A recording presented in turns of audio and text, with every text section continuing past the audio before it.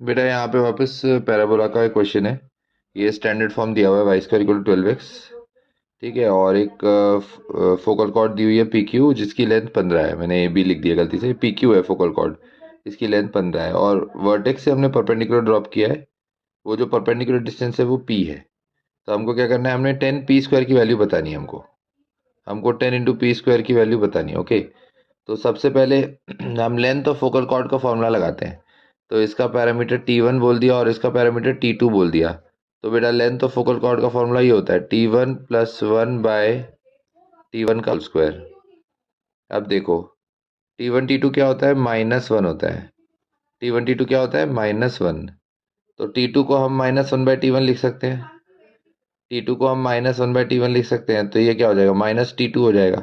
मतलब T1 minus T2 का whole square हो गया। अच्छा, यहाँ पे 4a की वैल्यू 12 है, मतलब a 3 हो गया, तो एक ही जगह 3 रख दो।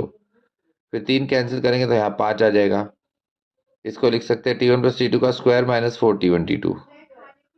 ठीक है, तो T1 T2 की जगह -1 रखा, -4 इंटू -1 +4 हो गया, मतलब T1 plus T2 square plus 4 की वैल्यू 5 हो गई। ठीक है, अब वर्टेक्स से अगर हम परपेंडिकुलर ड्रॉप करते हैं, उसका डिस्टेंस p है। तो यहाँ पे कॉर्ड की जनरल पैरामीट्रिक इक्वेशन लिखो, T1 plus T2 y is 2x plus 2a T1 T2। वो 6T1 T2 हो गया।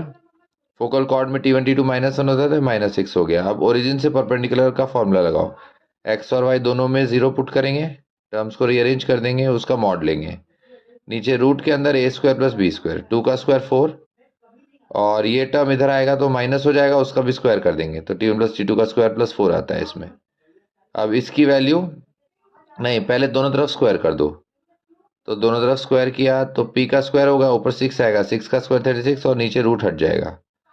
तो नीचे T1 प्लस T2 का स्क्वायर प्लस 4 आ गया। इसका वैल्यू 5 है बेटा, तो इसकी वैल्यू 5 है, तो ये 5 इधर हमने पुट किया, तो पी स्क्वायर की वैल्यू 36/5 आ गई। अब हम निकालना क्या है, 10 p स्क्वायर।